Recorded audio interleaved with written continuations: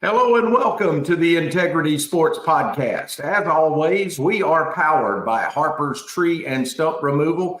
If you have any tree trimming, tree removal, or stump removal needs, our friends at Harper's Tree and Stump Removal have you covered.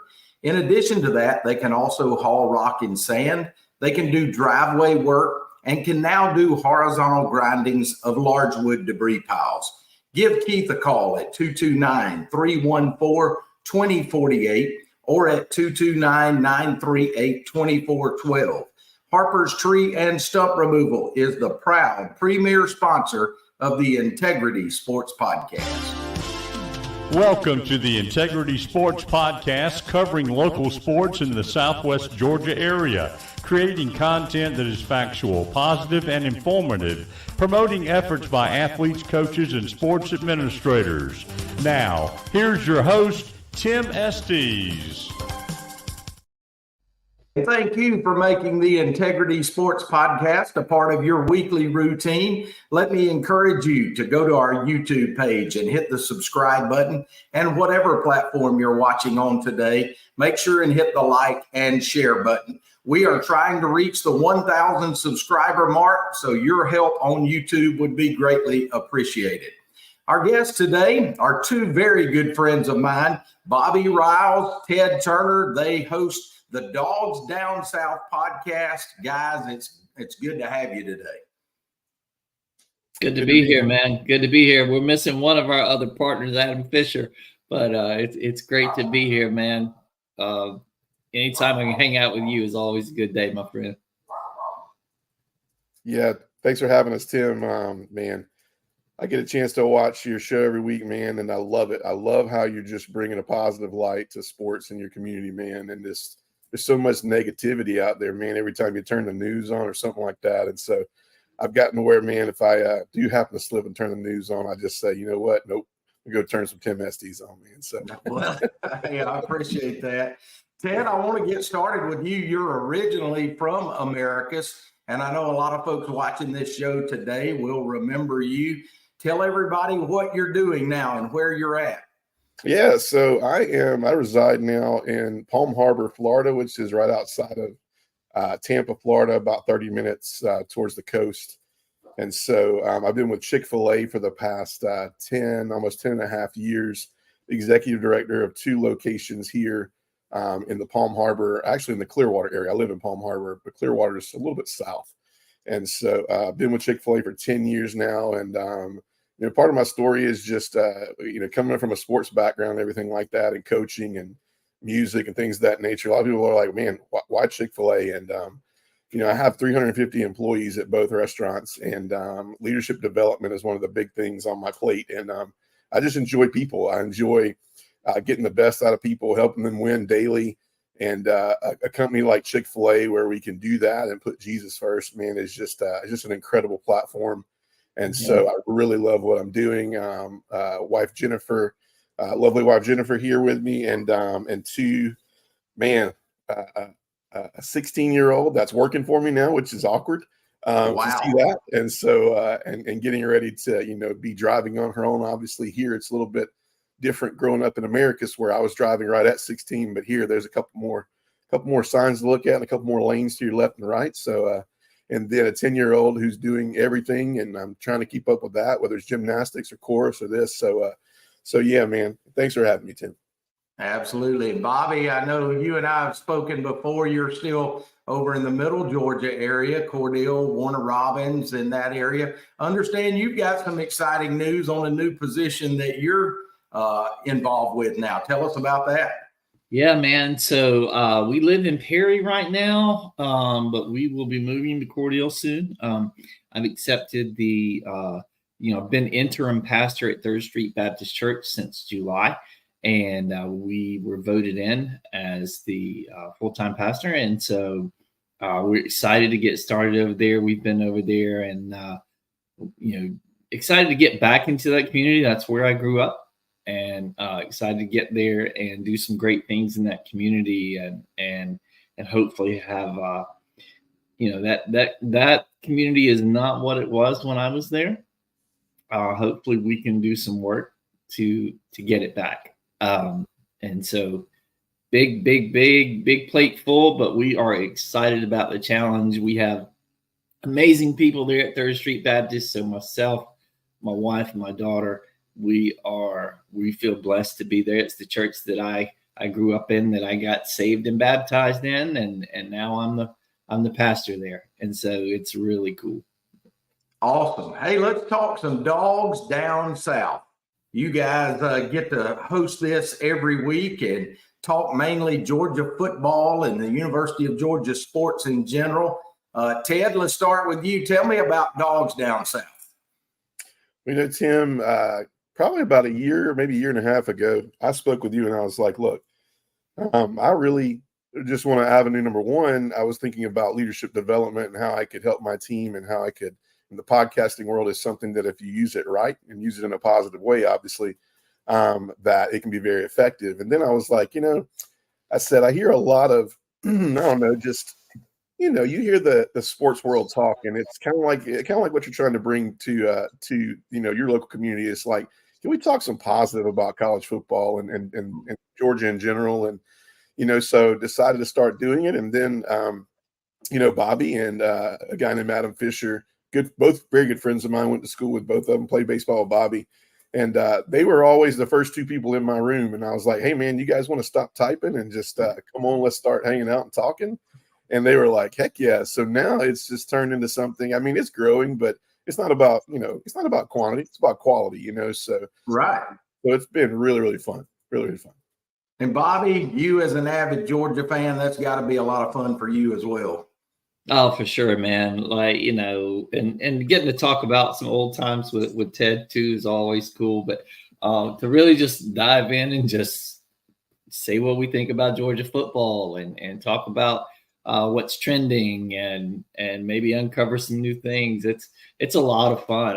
I love, baseball is my favorite sport to play, but my favorite sport to watch is probably college football.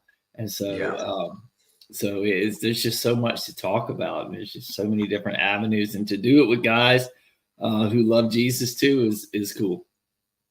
Hey guys, if you ever wonder, is anybody watching your show? I definitely watch it every week, but I know my brother John, who grew up with Ted and with Adam, he really likes the show. Even though he's not a big Georgia fan, he likes y'all and he watches that show. Hey, I think both of you guys know Marty McDonald. Marty is a good friend of this show, and the Marty McDonald State Farm Insurance Agency is a big sponsor. They're located at 925 Martin Luther King Jr. Boulevard here in Americus. You can reach them at 928-3686. Marty would love you to drop by his office, speak to him, Mary Lynn, or any of his fine staff. They can even do the discount double check for you. Thanks to Marty McDonald for sponsoring this segment of the Integrity Sports Podcast. And like a good neighbor, State Farm is there. All right, guys, I know that both of you kind of keep up with sports in our area through the internet, and maybe the folks that you talk to behind the scenes. We just ended the high school baseball season this week. I think Southland's still got about 2 more games left to go, but we're getting ready for the high school playoffs. Let's start. You've got the Sly County Wildcats. They finished their season at 24-4, 10-0 in the region. They'll be the number 1 seed as they go into the Class A Division II playoffs. Ted, I know that you and William Rooks have remained fairly close. You know Chuck Cheek. Just your thoughts on the machine that those guys had built up at Sly County. Yeah, it seems like every, Facebook, man, they say it's not for the old timers, but, being able to follow along with what they're doing. And Chuck, long time ago, I grew up around Chuck, and definitely, William, we play travel ball together. We play for the Americus Travelers. And so it's really cool to see both of them and what they're doing. And the reason I just always felt like, teams that came out of that era back then, especially when you were coaching, Tim, like those teams knew how to win because of the important things, character, knowing where you're supposed to be, what you're supposed to be doing. It wasn't just based off of sometimes what you see in sports today, where everything's very based off of talent. And I think that they get the right things out of those kids. And they may not be blessed with the most talent, but they're going to get everything they can out of those kids and do the things right. And I think that's why they've been so successful coming up, seeing that and doing that, in their own, athletic journeys as young men. I think they're bringing that to teams they're coaching now. I think that's why they're having a ton of success. And Bobby, I know you talked with Chuck. I was at Sly County when you spoke at an assembly over there, so you stay close to those guys. William Rooks, very well. You even get a chance to see them play every now and then when they're over at Crisp County. So give me your thoughts as Sly County gets ready to enter the playoffs. Man, I love Chuck Cheek. I mean, that's my guy, man. Saw them down there. I went to a game and Chris was playing Sly.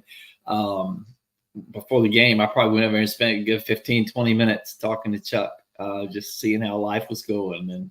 And so it's always good to do that. Man, they have built a machine, right? Like to me, like whether you're leading people or a sports team, whatever, corporate world, you create the right processes and you set the right expectations and you stick to those. And I think when you find those that are successful and you stick to those, it just plug and play. Yeah, I mean, it's plug and play. And so if Crisp had a better season this year, I think, than they did last year. They're a very young team. They're a very young team. Kyle Kirk is the coach over there. I plan on getting more involved when I'm there. And so we're looking forward to that and just excited to see where he takes the program. And guys, another one of our Travelers family, Blaze Hargrove, was named the head baseball coach at Southland Academy going into this year. He's a little bit younger than you guys, kind of in between the young group and the old group, I guess. But Blaze has done a really good job. They had a devastating injury to one of their players during football season that's put him out. So I don't think there was very high expectations. But Blaze has done a tremendous job over there. They're currently 10-6. They've got a couple of more games. I do know they had a big win last night up at Marion County. So congratulations to the Raiders there. But let's talk a little bit about a guy like Blaze Hargrove and what he brings to a Southland Academy. Yeah, I remember Blaze. I watched the show when you and Blaze were on, and I was like, okay, now this definitely ages me because Blaze was he was the kid that was always around the baseball field. You could tell he was going to do great things. And so I think, I definitely could see this happening. And so same thing, man. It's just like, I just feel like, kids in South Georgia, I think the coaching in South Georgia, it starts with character, right?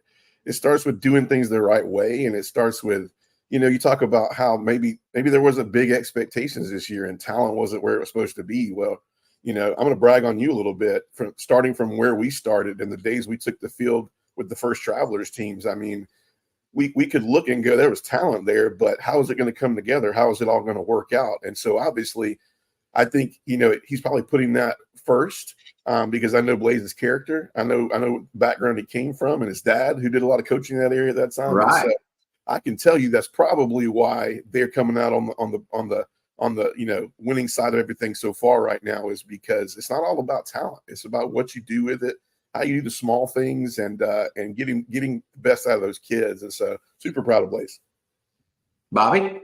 Yeah, and same thing, right? And motivation, right? Like it's about, can you take a group of kids and create a winning culture and make them believe in that, make them believe that they can achieve, right? Like I tell people all the time, I stepped out of high school and, I struggled hitting the ball. Like defensively, I was great. Base running, I was great, right? Like I had the tools, but if I had my biggest opportunity for improvement was hitting the ball. And it really boiled down to just spending times with guys who knew what they were doing and made me believe in myself. So I went from going up there not wanting to strike out to being aggressive and hitting the ball. And it played out very well for me. And you, Tim, were a huge part of that. I tell people all the time, I see these posts that, hey man, you just need one coach to believe in you. And for me, that was you. And, you know, I was on that, I think it was the first Travelers team. It was. And it had an incredible season, right? Went on to Southwestern and then, you know, got my car accident. But, you know, just really learned, and that confidence that you instilled in me as a baseball player, I've needed to lean on that a lot in the corporate world and in life since my car accident. It has paid large dividends for me. So Bobby, thank you. And you mentioned Georgia Southwestern. Ted, we're all Georgia Southwestern fans, and I know you guys follow them online as well. Coach Josh McDonald has built this program into a consistent winner. They're currently 30-13. This week, let's start last weekend. They took 2 out of 3 from Columbus State in the Peach Belt Conference, and then in the midweek had a big 9-7 win over Valdosta State. So it was the second time this year they had beaten Valdosta State. This weekend, they traveled over to Augusta to take on one of our other Americus travelers, and that's Coach Chris Howell. He coaches the Augusta State Jaguars. Man, he has turned himself into a really good college baseball coach. Here's another interesting fact. Both Josh McDonald at Georgia Southwestern and Chris Howell over at Augusta, both of those guys are from the Southwest Georgia area originally, both being from Fitzgerald. Ted, let's start with you and what your thoughts are on what Josh has been able to do over at Georgia Southwestern. Yeah, that's cool, man. It's really cool to see, you know, when we were coming up, you know, over there, the baseball program was, I want to say it was Coach McLean that was there at that time? He was there, and I think even maybe when Bobby was there, it might have been Bill Haywood. Yeah, it was Haywood, yeah. Haywood, yeah. Yeah, tough. Coach Haywood, man. Tough. Man, you just brought it way back. We could do a whole nother segment on that. But I remember Coach Haywood as a ball boy at UGA for the basketball team, man. I met Coach Haywood, and he scared the heck out of me, man, every time I saw him. But it was because he was an upstanding guy, and he always asked you questions that kept you on your toes. But anyways, yeah, man, it's just so good to see what's going on. I mean, I think sustainment has been what I've seen in the baseball program at GSW. To sustain that year in and year out, to not have those, you know, in sports, especially we won't even go into NIL, but in a world where sports is changing in college so much, it's cool to see consistency. And then you're talking about, you know, Chris. I'll never forget, Chris was one of the guys, it was when we were playing travel ball, Tim, you know, when you we always saw kind of our community guys, and then Chris was the guy that came, like you said, kind of out of kind of farther away than normal. Yeah. So when he came in, it was like we didn't really know him very well. But man, talk about a guy that can just blend in, and he was just part of the team right off the bat. And I think, and just gritty, really gritty, didn't let, you know, the noise around him bother him. And I mean, every time he pitched, I was like, man, he just brought a different sense to the mound. It just goes back to talent, man. Everything's not built off talent, and I can see exactly why he's doing what he's doing. And it's just a lot of these guys are character guys. And I think he had a really solid character in the dugout and on the field, and that brings a lot to a baseball team. Bobby, as an alumni of GSW baseball, you've got to be proud. Oh man, yeah, dude. You always love to see those teams you've been a part of to like really do well, right? And Ted hit on something. You talked about like the consistency of how cool it is. Well, I think with the environment that we're in now, the fact that the reason it's so cool is it's so rare. Yeah. You know, not only do you have to worry about going and picking up new guys, you got to keep those other guys there and keep them happy. And then, you know, at a school the size of Georgia Southwestern, here's the thing. All of those guys are not getting their education paid for, right? Right. You know, that it just doesn't happen. You might have a handful of guys that are getting full scholarships, but in the baseball world, that just doesn't happen a lot. And so to bring those guys in away from their families and to get them to stick with you says a ton about the culture that Josh has created over there. Yeah. And so to me, that's the biggest thing that I love when I see the success that they're having. Because, man, when you create a band of brothers, man, that will run through a brick wall for each other. Man, there's no better feeling than that, man, to be a part of a team that is unified and to accomplish great things. It's phenomenal. So it's exciting to see what they're doing over at Southwestern.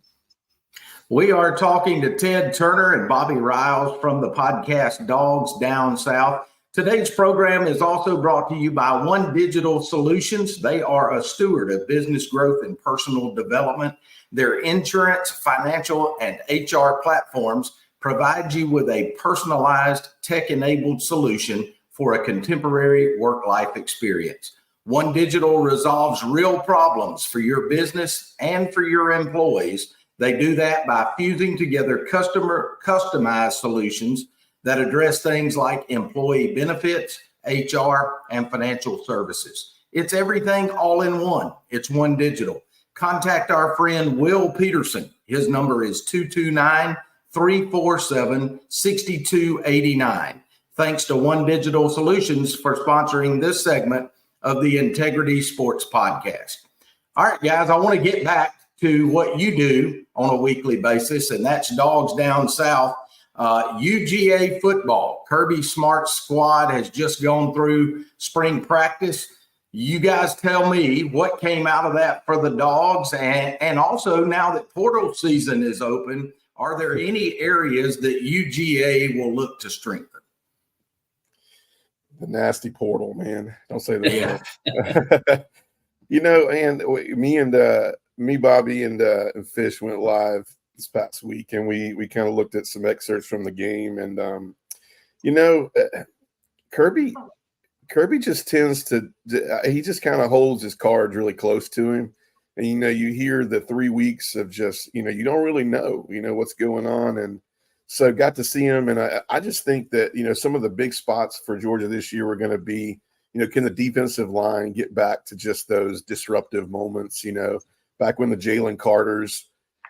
You had those destruction moments where it was like some of those linebackers could play one-on-one all the time, because they were all, nobody got to that second level, and so it was at that point, I just think, seeing the defensive line this year, I think the portal for them, I think right now we need to go and just get some depth there because we're probably, now that we've kind of strengthened it and we've got some more, basis around it, I think now you're one injury away, kind of like you were talking about earlier, you're one injury away of getting to the point of being in the same boat as you were towards playoff season last year.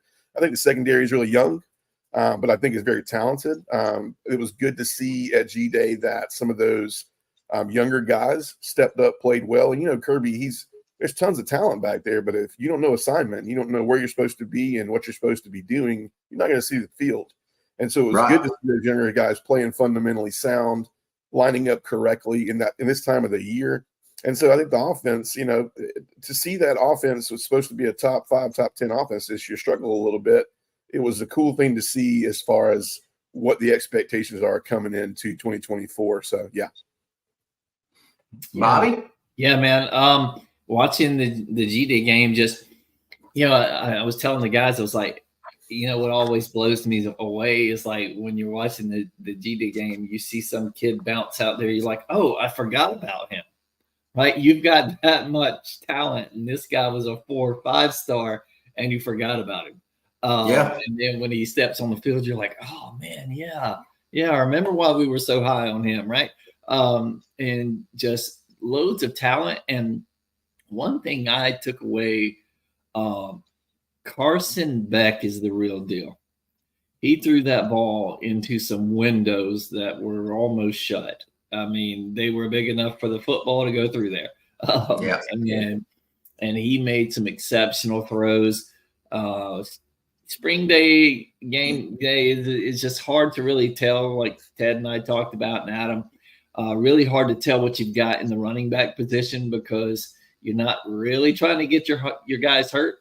And so you see a lot more passing and mixed a few runs in there, but interested to see what the game plan is going to be. You'll see it the very first game, though, Clemson, right? Interested to see what the identity becomes, right? I think the defense is greatly improved from last year. I think the offense has more weapons than it did last year. We did lose some talented players, right? But Kirby has done a great job of putting himself in a position to where he can bring those younger guys into gameplay, right? You get a big enough lead, you're able to put those young guys in so that when they're sophomores and juniors, they've seen the field plenty of times, and it's not, their eyes aren't big, Yeah. like the game slows down for them a bit and they're able to get out there and actually execute. So it has really been cool as a Georgia fan to watch what's been taking place under Kirby's watch. And it's not going anywhere anytime soon. He's just, you talk about what Chuck's doing over at Schley, right? Like that's what Kirby's done at UGA. Yeah. You talk about the portal too. It's you talk about what the needs are, but even before that, I mean, what is becoming of the spring games, right? You saw Lane Kiffin at Ole Miss, and man, that was a big just a punch in the gut to the NCAA, right? I mean, he had a field day at Ole Miss. Yeah. Tug of war, flag football. I mean, he has a great point. He's like, well, listen, I got a portal window opening soon. I don't want guys to know who's 1 and 2 right now because I got a chance of more than leaving. I got a chance of injuries that are going to make no difference right now to the fans. I know the fans are just chomping at the bit to see what the team looks like, but he's like, I think you would want us to look better, in about 3 months, and so, but as far as the portal, I just don't know how the portal is going to change college football going forward with spring and things of that nature. But I do know as far as needs, I don't think you'll see. I mean, you've seen some kids leave Georgia for the portal, and as you look at the entire SEC, which we cover as well, we dip in the SEC because I think there's a lot of fans that we want to encourage fans to watch the show, not just because we talk about just Georgia football. I mean, I started out podcasting; it was SEC. You know, I mean, Tim, as you can agree with, this is something that is really cool. It's an awesome hobby to do, and I'm glad, and I enjoy doing it. I'm glad people enjoy watching it and listening. But at the end of the day, I can't keep up with that many teams, and we're adding teams to it every day. So it's like, but at the end of the day, the portal is it's slowly but surely going to rip college football apart. I think the NCAA needs to put everything aside. I don't think they need to worry about the playoffs. I mean, I'm already hearing them trying to reconstruct the playoffs that we haven't even seen start going yet. We haven't seen what it's going to bring to college football yet. I think they need to get to the table and talk about what the portal looks like, because I think it's transforming sports and it's getting away from student athletes, and it's kind of becoming the minor leagues of the NFL. So absolutely. Ted, if folks want to watch your show each week, tell them how they can do that. Yeah. So Dogs Down South on Facebook, Dogs Down South on YouTube. And then, I'm going to use it more just for the season as far as updates, things of that nature, injury updates. But if you are a TikTok user, there's a Dogs Down South stream on there. And then if you don't get a chance to listen to the podcast when it's live, 24 hours later, we are on Apple Podcasts. So if you're riding into work or coming home from work, you can catch us on Apple Podcasts. We have about 10 or 11 episodes already up on there. So the last one we did was obviously covering G-Day. So if you want a little bit of a rundown of what we kind of thought of G-Day, you can go back on Apple Podcasts and catch the last episode 10. So one of our other sponsors, I guarantee you both of these guys have eaten there. It's the Fish House Restaurant, 224 North Jackson Street. They offer some of the freshest seafood in Southwest Georgia. Whether it's fresh fish, shrimp, oysters, or catfish in their seafood center, or a hot meal and a cold drink at the Fish House Restaurant, they are a staple of seafood in this area. Go by and see owner Mark Tyler and his staff today, or you can give them a call at 924-5177 and let the Fish House Restaurant provide you with a delicious meal tonight. The Fish House, a proud sponsor of the Integrity Sports Podcast. Bobby, I know you've got a big fundraiser coming up. I love the name of it, Sermon on the Mound. Going to be on May 18th over at the Crisp County High School baseball field. Tell us a little bit about that. Yeah, man. So it's kind of a thing that Fellowship of Christian Athletes has done in a few locations. And I am a character coach for Fellowship of Christian Athletes. And so it's not so much a fundraiser, although we do need funds to help feed these kids. I don't know how many kids we'll have. But we are kind of the layout is we'll have some live worship music going on. And then we'll have a few young people give their testimony. I'll deliver a gospel message, and we'll have an invitation, and we'll have an opportunity to hopefully see some lives changed, right? And it's open not only to Crisp County. I want Americus, Schley. I've reached out to Chuck. I think they may try to bring their team over. Just different teams, and they don't even have to be athletes. Just show up, right? It'll be at the baseball field at 6:30 on May 18th. Just really hoping to make an impact for the kingdom, right? Just sharing Jesus, sharing testimony, and just sometimes for some of them it may be their first introduction to Jesus. So we're excited about it. It's something that I have. One of the things I want to do as a pastor in the Cordele area is get other pastors on board, right? Be kingdom minded. We can oftentimes worry so much about the success of our own church that we forget there's a dying world outside the doors of that church that we're called to go and reach. And so it's just really trying to work together with other pastors in the area for the benefit of the community and to honor Jesus. That's So, what we want to do. May 18th, what time will that start, Bobby? 6:30 p.m. at Crisp County High School baseball field. So make sure and put that on your calendar. Sermon on the Mound, Crisp County High School's baseball field, May 18th at 6:30.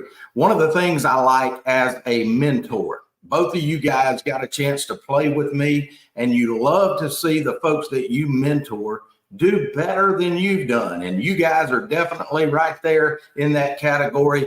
We love what you're doing on Dogs Down South. Hey, I got to say War Eagle, Joe Lamb and I are still big War Eagle fans. That's right. But you guys are covering it well. And man, it's been a lot of fun to watch. I look forward to being on your show here soon. Hey, we look forward to having you, man. Like I said, we want to get some SEC people in there because it's healthy, man. Healthy conversation. So much negative around college football. There's a lot of positive too. And again, we want to thank all of you, our viewers, for being a part of the Integrity Sports Podcast today. We hope you'll watch each week on YouTube and on Facebook and on 7 other social media platforms. Let me again ask you, please go subscribe to our YouTube page. Help us get to that 1,000 subscriber mark. It doesn't cost you a dime. It's just the click of a button.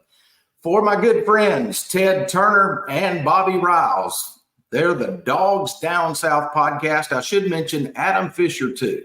We'll have to get Adam on here sooner or later as well. But for all of us, thank you for watching. So long.